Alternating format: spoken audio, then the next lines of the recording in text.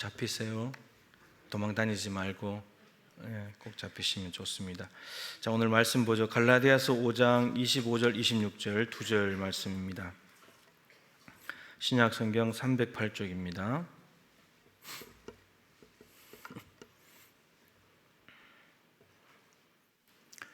갈라디아서 5장 25절 26절 같이 한번 읽겠습니다. 만일 우리가 성령으로 살면 또한 성령으로 행할지니 헛된 영광을 구하여 서로 노엽게 하거나 서로 투기하지 말지니라. 아멘. 네. 자, 지금 우리 사도신경에 나는 성령을 믿으며 이제 이 부분을 계속해서 보고 있습니다. 이제 오늘 하려고 하는 것까지 마치면 이제 한 2번 정도 하면 될 것 같습니다. 이제 성령의 은사 좀 해야 되고 성령의 열매까지 하면 좀 마무리가 될 것 같습니다.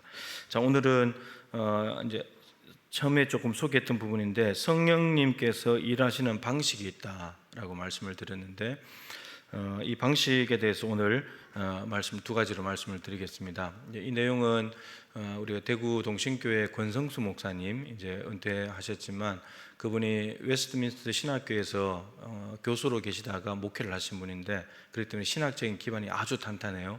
신학 교수를 하셨으니까. 근데 그 신학적인 걸 가지고 목회를 했는데 대구 그 불모 지역에서 이제 뭐 엄청나게 많이 모이는 또 영향력 있는 교회로 이렇게 이제 세워냈는데 그분처럼 이렇게 성령님이 일하시는 방식을 소개한 책이 없더라고요. 그래서 그분 책을 좀 참조를 하고 이제 다른 책을 좀 참조해서 정리를 좀 했습니다.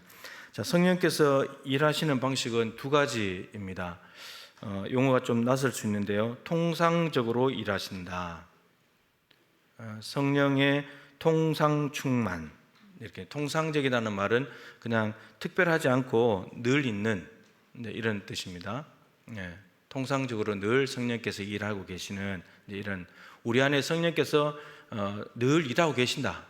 이런 방식으로 성령님이 일하신다는 거죠. 또 하나의 방식은 비상적으로 일하신다. 특별하게 아주 순간적으로 강력하게 임하시는 그런 방식으로도 일하신다. 이런 내용입니다. 2가지가 어떻게 차이가 나는지 그리고 우리에게 필요한 것은 무엇인지 그런 것들을 좀 생각을 해보자는 거예요. 그리고 여러분들이 분명히 경험한 일들입니다.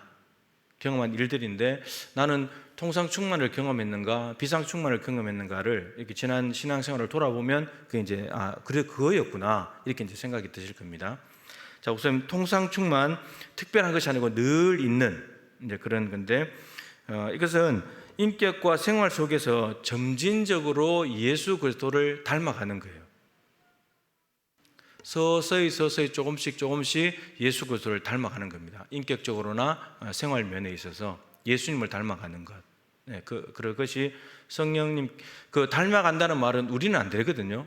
우리 힘으로 안 되는 거거든요. 우리는 죄 짓는 거 좋아하고 여전히 죄로 빨리 반응하고 자연스럽게 죄로 가기 때문에 예수 그리스도를 닮아간다는 것은 말이 안 되는 거예요. 그래서 성령께서 우리 안에서 일하시는데 조금씩 날마다 바뀌어져 가는 거예요.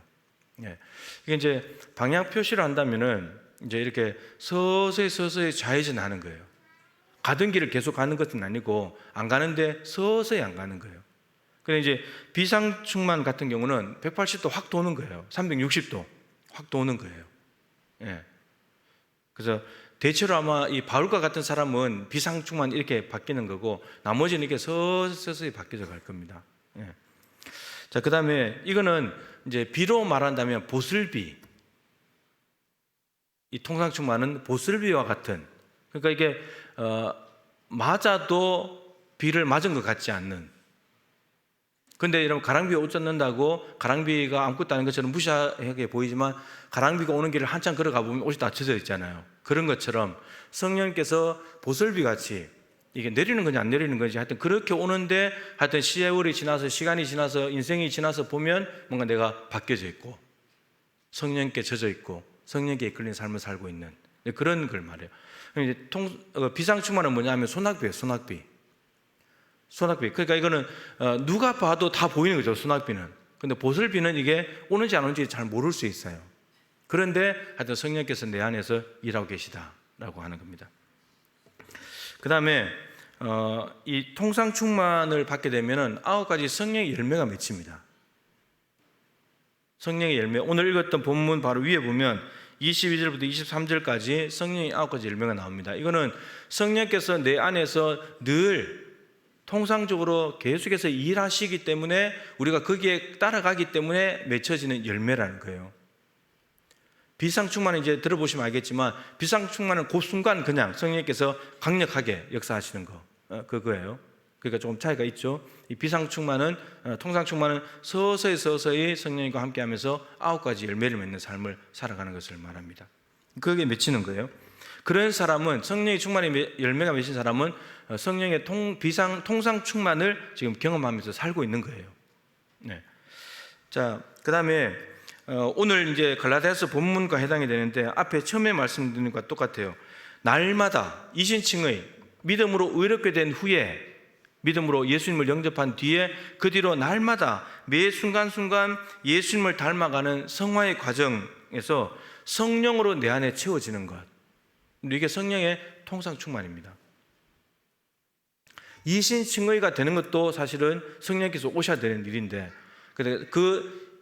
예수 그리스도를 믿게 되는 것은 어쩌면 이게 비상충만이라고 한다면 이신층이 이후에 성화의 삶을 쭉 살아가는 것은 우리 안에 늘 계시는 성령님의 통상충만을 통해서 이루어진 일이다, 이렇게 말할 수 있죠. 자, 오늘 본문을 먼저 보시면 갈라디아 교회에 보낸 겁니다. 그죠? 갈라디아 교인들은 바울이 와서 예수님의 십자가만으로, 십자가에 못 박히신 예수 그리스도인데 구원 얻는다, 이거 많이 말씀드렸습니다. 이 복음을 전했는데 거짓 교사들이 와서 말하기를 거기다 할례까지 받으면 더 좋지, 이렇게 슬며시 할례를 갖다 끼워 넣는데 갈라디아 교회가 그거를 받아들였다는 거예요. 여러분, 이거는 복음이 아니고 다른 복음이고 거짓 복음이고, 이거는 율법주의예요. 그러니까 할례를 빼버리면 구원이 안 된다는 거잖아요. 십자가에다가 할례를 슬며시 끼워 넣어서 이러면 구원받는다고 말해버리면, 할례를 슬며시 빼내버리면 구원이 안 되는 거예요, 십자가로. 그럼 이게 복음이 아닌 거죠. 이게 율법주의예요. 그러니까 이게 슬며시 갖다 끼워 넣고 하기 때문에 몰라요, 잘 분별하지 못하면은. 그렇기 때문에 바울이 갈라디아서 3장에서는 어리석도다 갈라디아 사람들아, 내가 성령으로 시작했다가 육체로 마치겠냐. 바울이 십자가의 복음을 전했을 때 갈라디아 교회는 성령을 통해서 이미 예수님을 영접했어요. 구원받았단 말이에요. 성령으로 시작을 했어요. 그런데 거짓 교사들이 와서 할례 받아도 괜찮아, 할례 받으면 더 좋지, 이게 육체잖아요. 육체, 인간의 노력, 인간의 공로, 인간의 의잖아요. 행위잖아요, 행위. 이거를, 그러니까 성령으로 시작했다가 복음을 들을 때 듣고 믿음으로 성령을 받았는데, 이제는 인간이 스스로가 뭔가를 행하는 육체를 통해서, 행함을 통해서 너희들이 의로워지냐, 이제는 할례로 마치냐, 이걸 이제 묻는 거예요.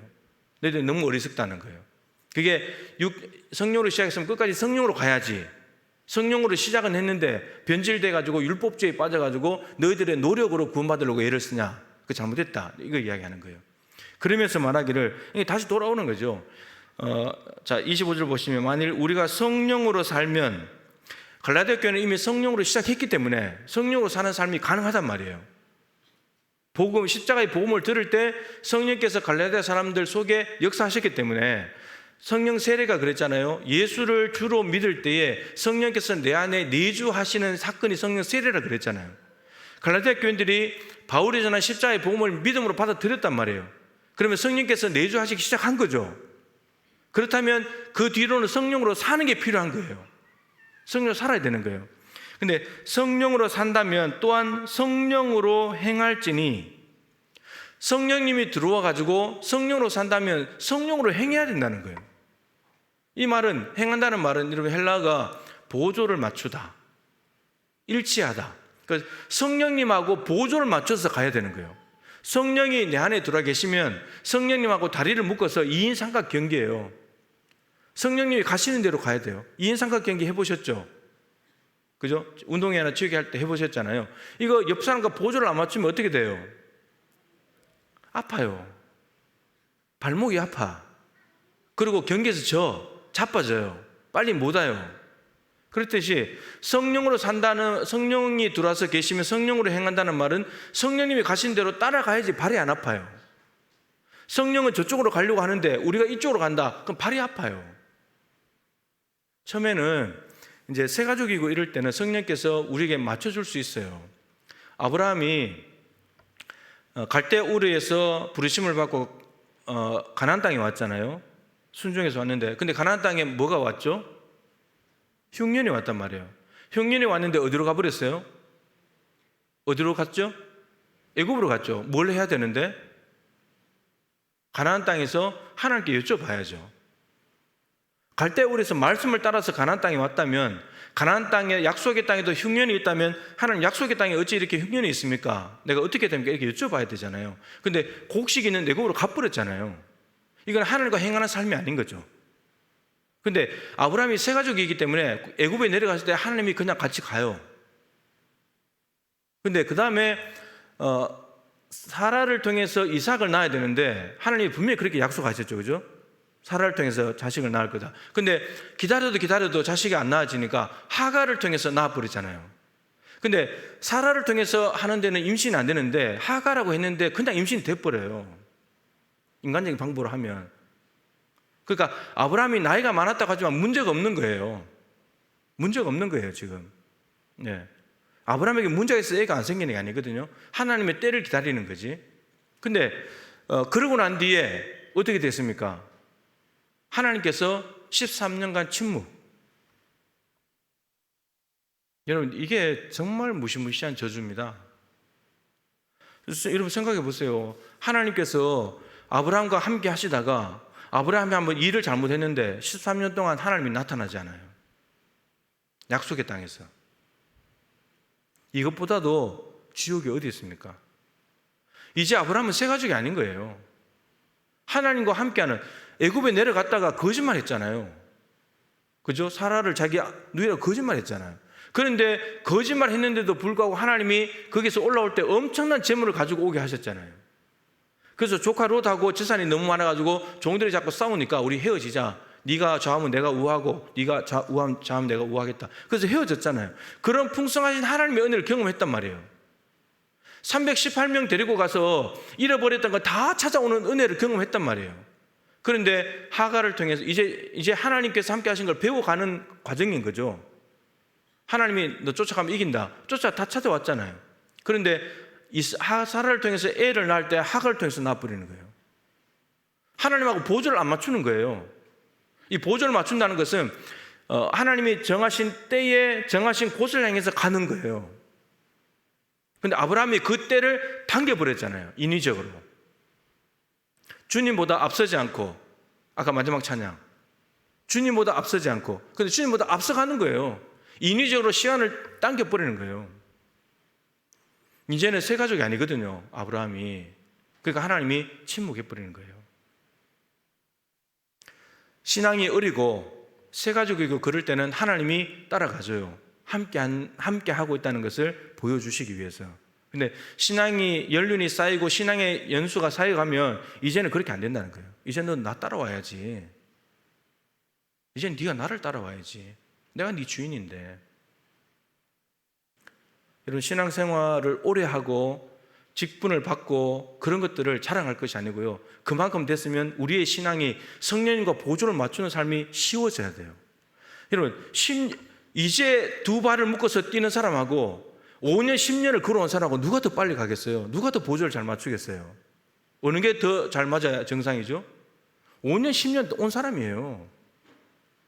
그렇지 않아요? 이제 발 묶어서 뛰는 사람하고 발 묶어서 뛰기 전에 30분 동안 연습하고 뛰는 사람하고 누가 더 빨리 가겠어요? 누가 더 잘하겠어요? 당연히 연습한 사람이죠. 5년, 10년을 하나님하고 보조를 연습했는데 지금도 아직도 하나님 나 일로 갈래요. 나 절로 안 가요. 일로 갈래요. 이건 아니다는 거예요. 이거는. 이렇게 되면은 성령으로 살면 성령으로 행할지니 이거 안 되는 거예요. 성령과 함께 행하는 삶이 안 되는 거예요, 지금.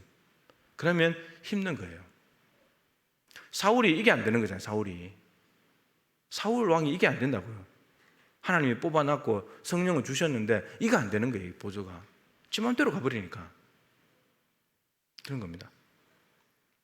자, 성령으로 행할지니 헛된 영광을 구하여. 이거 예전에 참 많이 말씀드렸어요. 헛된 영광. 여러분, 이게 한글로는 두 단어잖아요. 헬라어는 한 단어예요. 케노독소스. 근데 이 케노독소스를 헬라어가 두 단어가 합쳐진 거예요.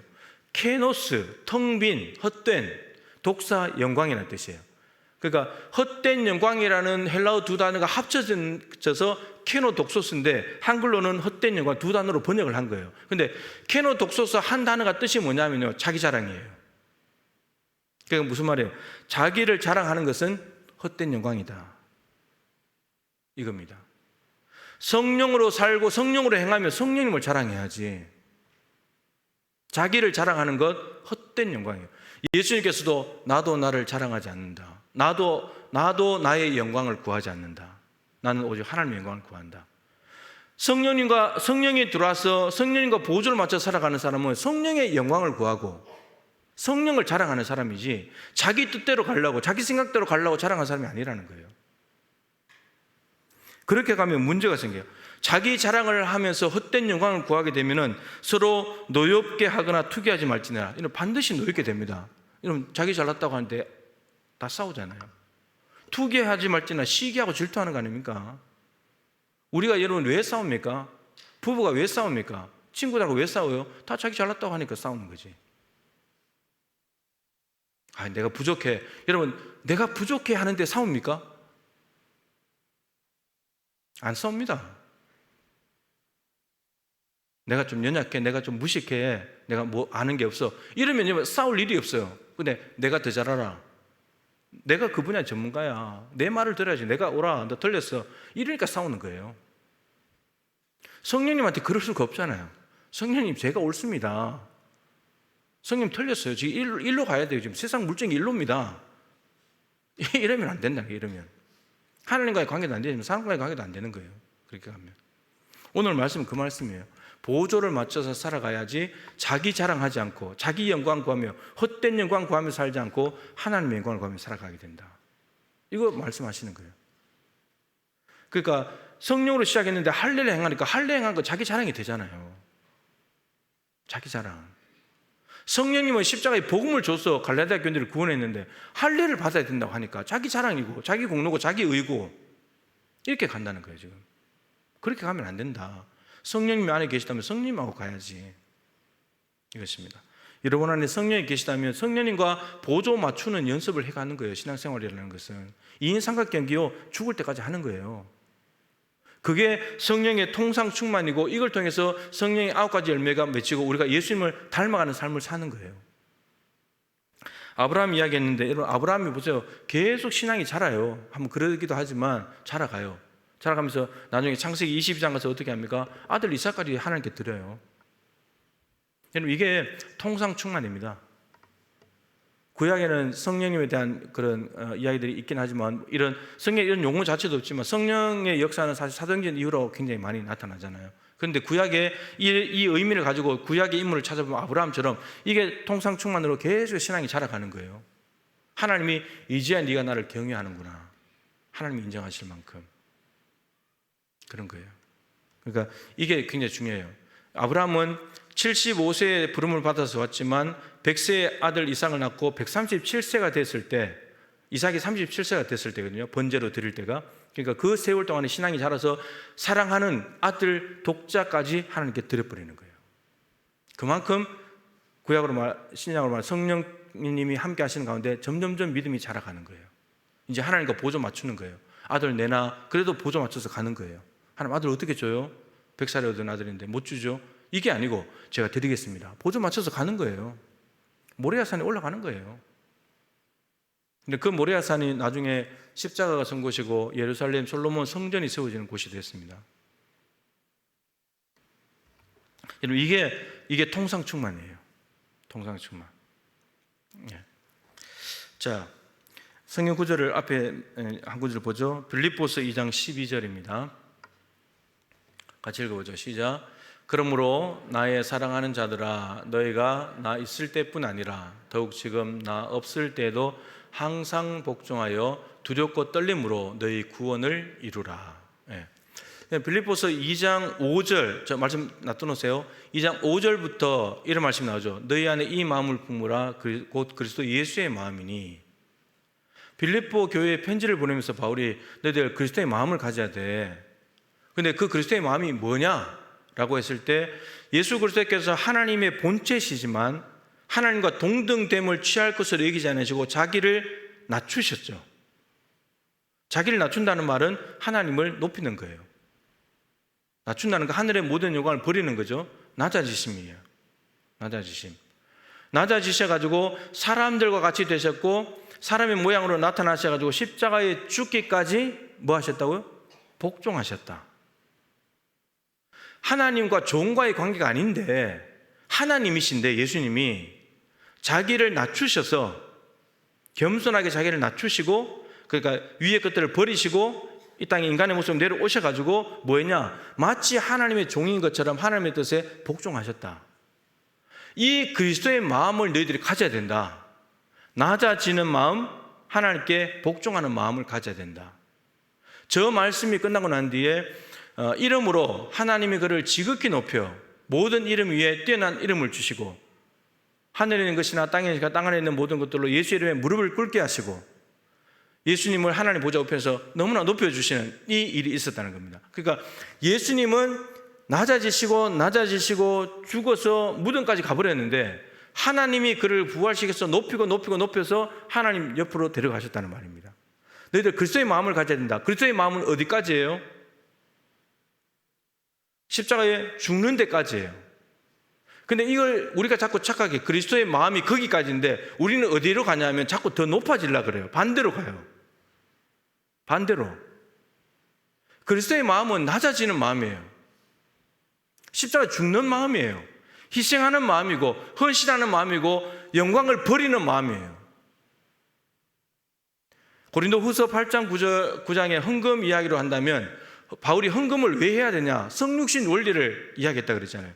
부요하신 분이신데 우리를 위해서 가난하게 되셨다는 거예요. 이게 성육신이에요. 왜 가난하게 되시나? 우리를 부유하게 하시려고. 근데 우리는 우리가 가난해져 가지고 상대방을, 다른 사람을 부유하게 하는 것이 아니라 내가 부유해져야 돼. 내려갈 생각이 없어. 내가 부자 돼야지. 남의 걸 빼앗았어라도. 그리스도의 삶의 방식과 전혀 상관없는 반대로 가는 삶이에요. 그리스도의 마음을 품으라고 할 때는 낮아지시는 것. 하나님이라고 해도 아무 문제 없는데 근데 그 하나님의 구원 계획을 이루시기 위해서 하늘의 영광을 버리고 내려오는 거예요. 그리고 십자가를 정말 치기 싫었지만 겟세마네 동산에서 3시간 동안 땀방울이 핏방울이 되도록 기도하시면서 결국은 아버지의 뜻대로 하옵소서. 그리고 십자가에서 죽는 것, 아버지의 뜻에 복종하는 것. 이 그리스도의 마음을 가져야 된다는 거예요. 너희 이 마음을 좀 품어라. 이 마음을. 그러고 난 뒤에 저 2장 12절을 말해요. 말씀 다시 한번 펴주세요. 자, 그러므로 예수님은 낮아지셨는데 하나님은 그를 높여주셨으므로 이렇게 연결이 되겠죠. 결과예요. 예수님은 낮아지는 삶을 사셨는데 하나님은 높여주셨다. 그러므로 나의 사랑하는 자들아, 너희가 나 있을 때뿐 아니라 더욱 지금 나 없을 때도, 지금 바울이 빌립보 있을 때 로마 감옥에 있잖아요. 로마 감옥에서 지금 옥중서에 지금 편지를 보내는 상황인데 너희들이 빌립보 교회는 사도행전 16장에 마게도니아의 환상을 보고 건너가서 루디아라는 여자가 그 강가에서 말씀을 듣고 세례받고 가족들이 구원받았는데 그 집이 빌립보 교회가 됐잖아요. 그러는데 바울이 로마 감옥에서 죽을 때까지 13년 동안, 대략 13년 동안 바울이 빌립보 교회가 바울의 선교를 물질적으로 에바브로디도를 보내서 죽을 병에 들린 사람인데 자기 목숨도 돌아보지 않고 바울의 선교 사역에 참여하기 위해서, 코이노니아 참여하기 위해서 거기에 가서 바울을 도와줍니다. 그런 교회예요. 내가 빌립보에 있다가, 근데 빌립보에 있다가 이제 17장에 사도행 17장 데살로니가로 왔고 이동에 가버리잖아요. 거기 계속 있는 것이 아니고.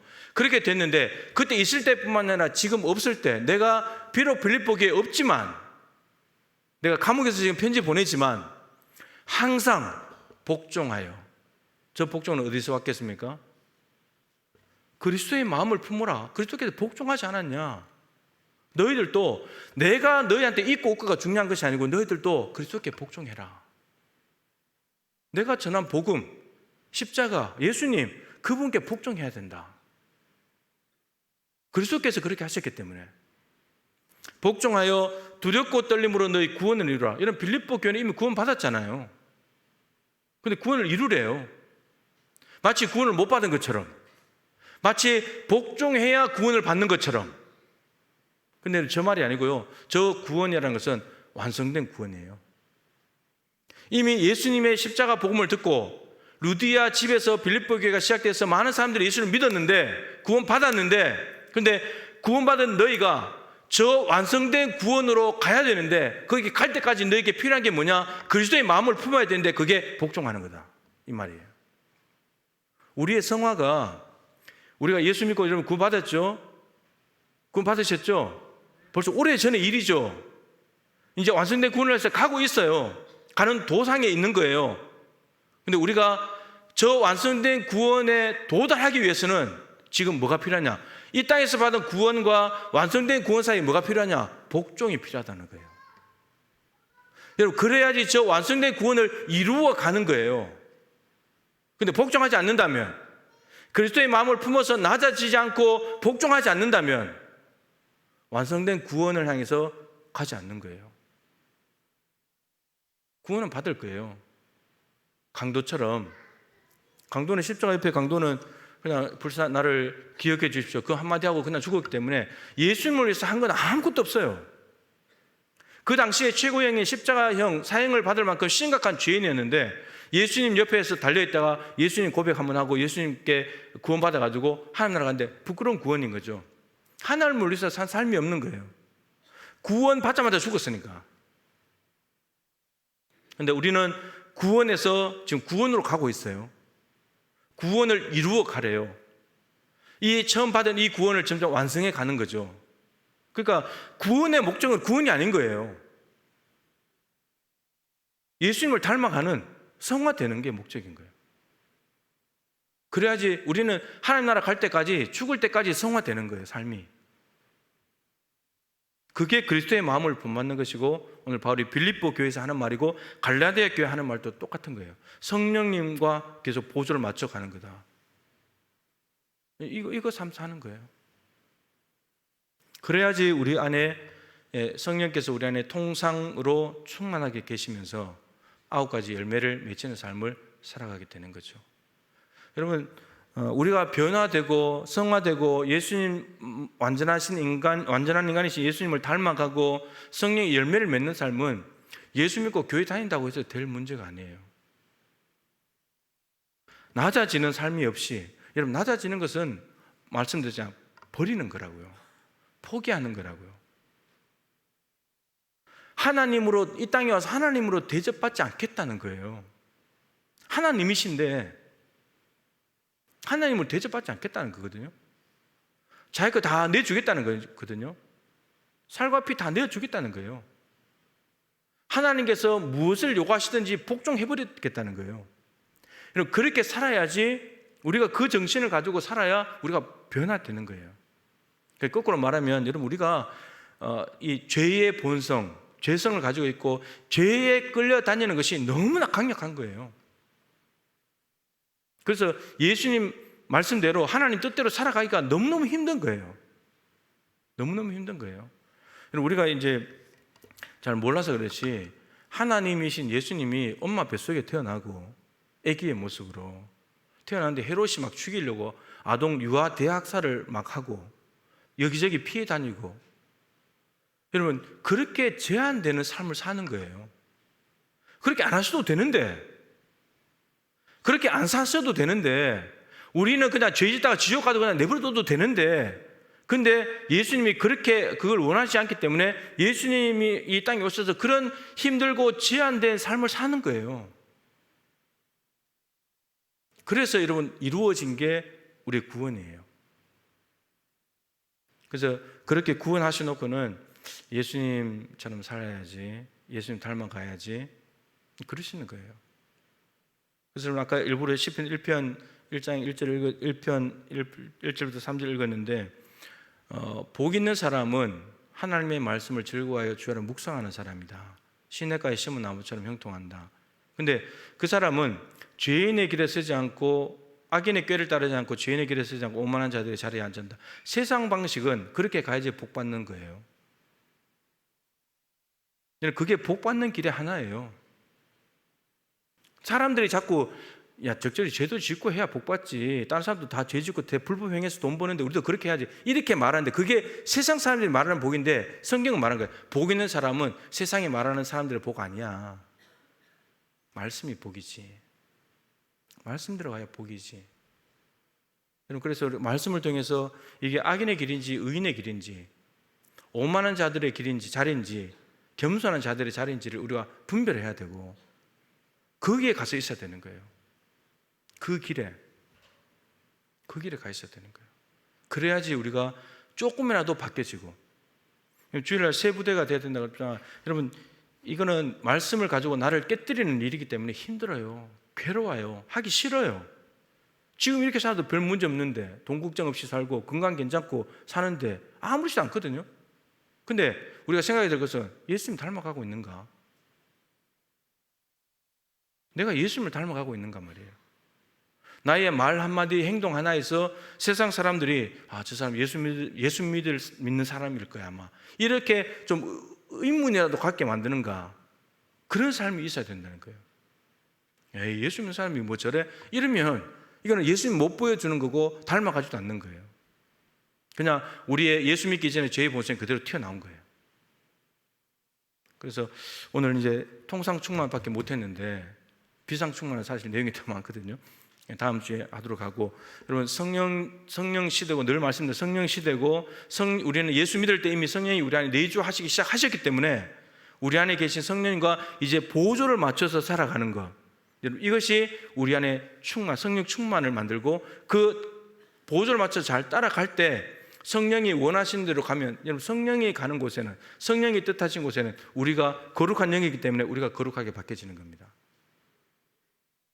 거목 사이에 살아야지 거목이 되는 거예요.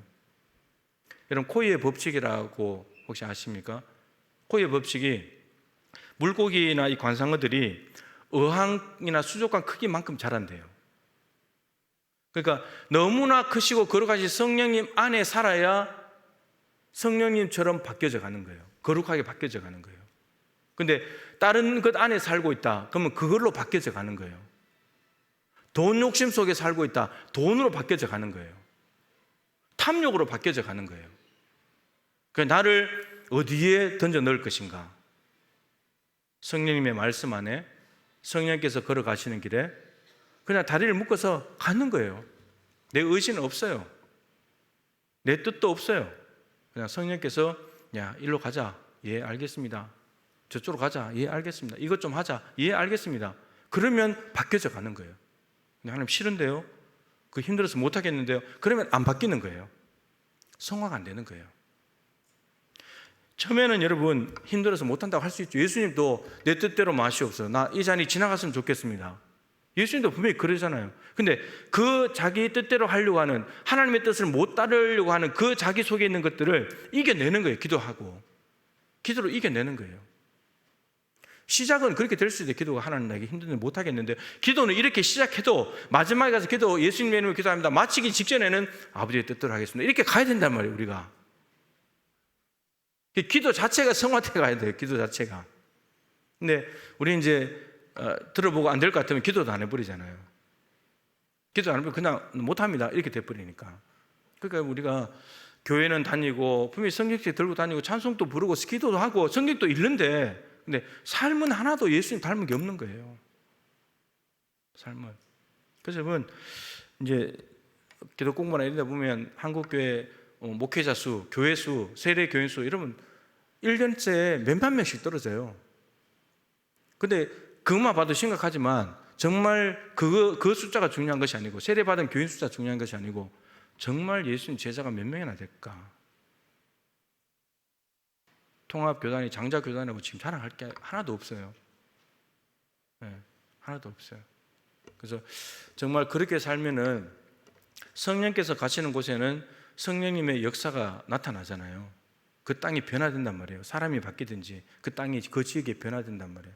그러면 성령으로 살아가는 그리스도인들이 살아가는 곳에는 그곳은 바뀌게 되어 있는 거예요. 어둠이 물러가고 빛이 비치게 되어 있는 거예요.